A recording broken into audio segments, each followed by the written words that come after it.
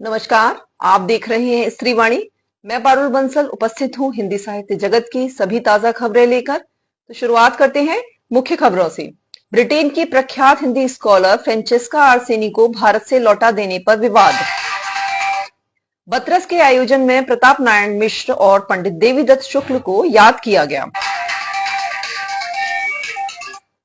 द्विवेदी युगीन साहित्यकार सैयद अमीर अली मीर पर निकला वांग्मय का विशेषांक। अशोक वाजपेयी की मां पर लिखी किताब को लेकर हुआ था विवाद। संगत के अंजुम शर्मा को मिला 1 लाख रुपए का पुरस्कार, जो अनाथालय को देने की घोषणा की गई। पन्ना बेगम पर आया उपन्यास। शिवाजी के छोटे बेटे पर उपन्यास आया। मोहन राकेश पर प्रयाग पथ और वागार्थ का विशेष अंक। तो अब सुनिए खबरें विस्तार से। इटली में जन्मी जवाहरलाल नेहरू हिंदी विश्वविद्यालय से एमए करने वाली प्रसिद्ध हिंदी विद्वान फ्रेंचेस्का आर्सेनी को भारत आने पर हवाई अड्डे से ही वापस लौटा देने की घटना पर गत दिनों हिंदी जगत में काफी हंगामा हुआ। लंदन स्कूल ऑफ इकोनॉमिक्स में अतिथि प्रोफेसर आर्सेनी को वापस ब्रिटेन भेजने की घटना का हिंदी के लेखकों ने तीखा विरोध किया है और कड़ी आलोचना की है। प्रसिद्ध आलोचक वीरेंद्र यादव, कथाकार शिव मूर्ति, अपूर्वानंद, ओम थानवी, संजीव कुमार, आशुतोष कुमार जैसे अनेक लेखकों ने कड़ा विरोध जताया। जसम ने इस बारे में एक बयान भी जारी कर कुछ सवाल भी उठाए हैं, लेकिन पत्रकार अनंत विजय ने इसे हिंदी बुद्धिजीवियों का गलत प्रचार बताया है तथा सरकार के फैसले को वैध ठहराया है।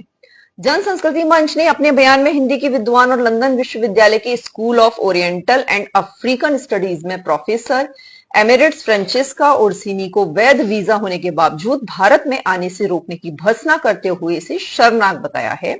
फ्रेंचेस्का आर्सेनी 20 अक्टूबर की रात दिल्ली पहुंची थी, लेकिन उन्हें दिल्ली एयरपोर्ट से ही वापस भेज दिया गया।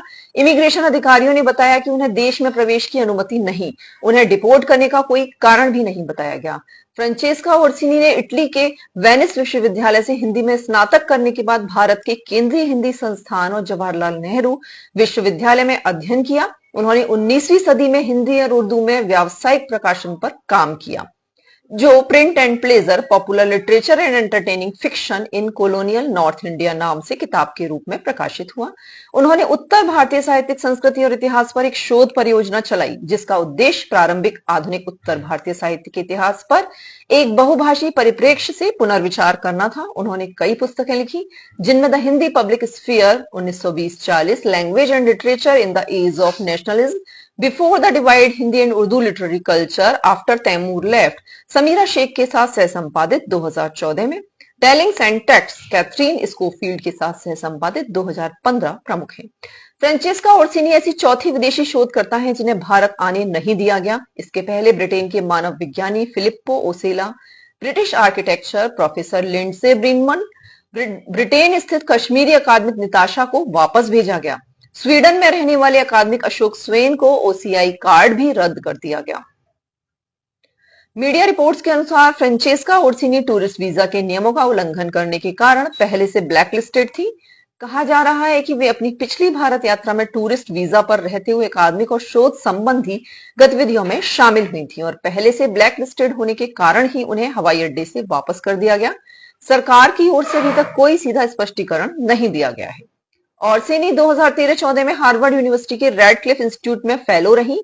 इन्होंने कोलंबिया यूनिवर्सिटी और यूनिवर्सिटी ऑफ पेंसिल्वेनिया में भी विजिटिंग प्रोफेसर के रूप में काम किया। फिर 2017 में उन्हें ब्रिटिश एकेडमी का फेलो चुना गया।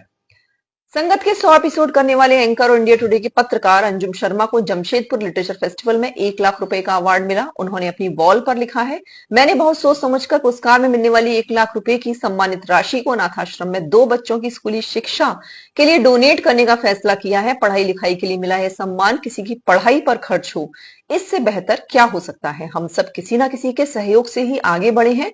मैं तो कम से कम ऐसे ही बढ़ा, इसलिए किसी के जीवन में तिनका भर सहयोग कर सकूं तो लगेगा कुछ कर पा रहा हूं। मैं जमशेदपुर लिटरेचर फेस्टिवल का हार्दिक धन्यवाद देता हूं कि उन्होंने संगत को इस काम का सम्मानित किया। हिंदवी का धन्यवाद कि संगत के 100 एपिसोड्स के लिए उन्होंने मुझे चुना। पूरी ज्यूरी का धन्यवाद कि उन्होंने मेरे काम को बारीकी से देखा, परखा और डिजिटल क्षेत्र में बढ़ावा देने के लिए इस काम पर नाम पर अपनी मोहर लगाई। अंत में आप सभी साहित्य समाज का, दर्शकों का धन्यवाद, जिनके बिना यह यात्रा अधूरी थी। मैंने बहुत पहले यह सोचा था कि कभी सम्मान में राशि मिली तो अनाथ आश्रम के बच्चों के लिए दूंगा। यह इतनी जल्दी होगा यह नहीं पता था। बतरस की साहित्यिक यात्रा बेथर से बक्सर तक। गत दिनों बतरस संस्था द्वारा हिंदी नवजागरण के नायक प्रताप नारायण मिश्र और सरस्वती संपादक देवीदत्त शुक्ल के साहित्यिक अवदान की खोज में एक साहित्यिक यात्रा निकाली गई। यात्रा का शुभारंभ प्रज्ञा भवन मधुकरपुर से हुआ। पहला पड़ाव बेथर रहा, जहां हिंदी के महान व्यंग्यकार, कवि, निबंधकार और चिंतक प्रताप नारायण मिश्र का जन्म हुआ। यही वह धरती है जहां से हिंदी पत्रकारिता और समाज सुधार की चेतना ने नया स्वर पाया। यहां आयोजित गोष्ठी की अध्यक्षता डॉक्टर अब्दुल बिस्मिल्लाह जी ने की। कार्यक्रम का संचालन आदरणीय रमेश सिंह जी ने किया। दूसरा पड़ाव ओसिया रहा, जहां पुनः डॉक्टर अब्दुल बिस्मिल्लाह जी की अध्यक्षता में प्रताप नारायण मिश्र के समग्र साहित्य पर गहन विमर्श हुआ। यहाँ डॉक्टर बिस्मिल्लाह जी ने विशेष रूप से मिश्र जी के प्रसिद्ध निबंध पर अत्यंत सारगर्भित और विश्लेषणात्मक वक्तव्य दिया। उन्होंने कहा कि मिश्र जी का व्यंग्य केवल हंसाता नहीं बल्कि समाज के भीतर छिपी जड़ताओं को उजागर करता है। उनकी दृष्टि में द निबंध हिंदी निबंध विधा का प्रारंभिक शिखर है, जिसमें हास्य के साथ विवेक और सामाजिक दृष्टि दोनों का संतुलन मिलता है। बक्सर सरस्वती संपादक देवीदत्त शुक्ल की भूमि। अंतिम पड़ाव बक्सर रहा, जहां सरस्वती पत्रिका के प्रतिष्ठित संपादक, विचारक और चिंतक देवीदत्त शुक्ल जी की स्मृति में संगोष्ठी आयोजित की गई। शुक्ल जी ने हिंदी नवजागरण के काल में सरस्वती को केवल एक पत्रिका नहीं बल्कि भारतीय ज्ञान और विचारधारा का मंच बनाया। यहाँ भी गोष्ठी की अध्यक्षता अब्दुल बिस्मिल्लाह जी ने की, जबकि संचालन का उत्तरदायित्व सुरेश आचार्य जी ने निभाया। माखनलाल चतुर्वेदी के काव्य गुरु सैयद अमीर अली मीर पर वांग्मय पत्रिका का विशेष अंक आया है। 432 पेज की इस पत्रिका का संपादन डॉक्टर एम फिरोज अहमद ने किया है। पद्माकर व्यास की रिपोर्ट। 24 अक्टूबर 1873 को सागर जिले के एक गांव में जन्मे सैयद अमीर अली मीर द्विवेदी युग के लेखक थे और 1906 में उनकी कविता सरस्वती पत्रिका में छपी थी। वे हरिऔध, मैथिली शरण गुप्त आदि के समकालीन थे तथा नाथुराम प्रेमी और माखनलाल चतुर्वेदी के काव्य गुरु थे। मीर जी की नौकरी महज इस बात के कारण चली गई कि उन्होंने माखनलाल, जो जेल में पत्र लिखा था, पत्रिका में मीर जी पर राम नरेश त्रिपाठी, क्षेमचंद्र सुमन, माखनलाल जी की विनय मोहन शर्मा, कांति कुमार जैन के लेख शामिल हैं। इसके मीर जी की कुछ कहानियां भी हैं। उनकी एक कहानी पर मीर जी ने नाटक भी लिखा। उनका निधन 1937 में एक मालगाड़ी के भीतर से निकलने के क्रम में निधन हो गया। मीर जी को 1933 में द्विवेदी मेला के अवसर पर निबंध प्रतियोगिता में पहला पुरस्कार 100 रुपए का खुद महावीर प्रसाद द्विवेदी ने दिया था, जो आज के हिसाब से 1 लाख रुपए से भी अधिक होगा। गत दिनों जयपुर में पारसी थिएटर के प्रख्यात नाटककार पंडित राधे श्याम कथावाचक पर 2 पुस्तकों का लोकार्पण हुआ। एक अनौपचारिक कार्यक्रम में वरिष्ठ साहित्यकार डॉक्टर हेतु भारद्वाज ने वरिष्ठ लेखक हरिशंकर शर्मा की इन 2 नई पुस्तकों की पंडित राधेश्याम कथावाचक पर ही केंद्रित है का लोकार्पण किया। इस अवसर पर वरिष्ठ पत्रकार एवं व्यंग्यकार यशवंत व्यास तथा राजस्थान प्रगतिशील लेखक संघ के अध्यक्ष गोविंद माथुर भी उपस्थित थे। मैंने जब आसन प्रसवा मां शीर्षक से अपनी मां पर कविता लिखी तो विवाद हो गया, क्योंकि उसमें मैंने मां के सौंदर्य का जिक्र किया था। मुझ पर पहले अज्ञेय, फिर शमशेर और बाद में रघुवीर सहाय का प्रभाव पड़ा। हिंदी के प्रसिद्ध कवि एवं संस्कृत कर्मी अशोक वाजपेयी ने गत दिनों दिल्ली में सिविल सर्वेंट मेस में चाय पर गुफ्तगू एवं कविता पाठ कार्यक्रम में अपनी कविताओं को श्रोताओं के बीच सुनते हुए उपरोक्त बातें कही। गौरतलब है कि हिंदी के चर्चित कवि और भारतीय ज्ञानपीठ के पूर्व निदेशक लीलाधर मंडलोई द्वारा आयोजित इस काव्य पाठ में श्री वाजपेयी ने करीब 1 घंटे से अधिक समय तक अपनी कविताओं का पाठ किया और श्री मंडलोई ने सवालों का जवाब भी दिया। समारोह के प्रारंभ में जब श्री मंडलोई ने श्री वाजपेयी से पूछा, आप अपने आप को हिंदी की परंपरा में लोकेट करते हैं और आपकी जब काव्य यात्रा शुरू हुई तो किस कवि का आप पर सबसे अधिक प्रभाव पड़ा? इस प्रश्न के जवाब में श्री वाजपेयी ने कहा कि जब मैंने कविता लिखना शुरू किया तो मुझ पर सबसे पहले अज्ञेय का प्रभाव पड़ा और उनकी तत्सम शब्दावली ने मुझे आकृष्ट किया। उस समय बीए में संस्कृत का छात्र भी था। उसके बाद मुझे शमशेर की कविता ने प्रभावित किया और बाद में रघुवीर सहाय की कविता ने उस पर प्रभाव डाला। उन्होंने कविता में परंपरा का जिक्र करते हुए कहा कि हर कवि को कविता में अपनी आवाज होनी चाहिए, लेकिन उसमें पुरखों की भी ध्वनियां अंतर्निहित होनी चाहिए। श्री वाजपेयी ने अपनी कविता का केंद्रीय भाव अपनी मां को बताया और इस संदर्भ में उनको लेकर कविताएं सुनाई। उन्होंने आसन्न प्रसवा मां शीर्षक से लिखी कविता का जिक्र करते हुए कहा कि जब वह 19 वर्ष के थे और उनके छोटे भाई उदयन वाजपेयी का जन्म होने वाला था, तब यह कविता लिखी थी, जिसको लेकर कॉलेज में विवाद खड़ा हो गया, क्योंकि उसमें मां की सुंदरता का जिक्र था। लोगों का कहना था कि कोई पुत्र अपनी कविता में मां के सौंदर्य का जिक्र कैसे कर सकता है। बाद में मुझे पता चला निराला ने तो अपनी प्रसिद्ध कविता सरोज स्मृति में अपनी बेटी की सुंदरता का जिक्र किया है।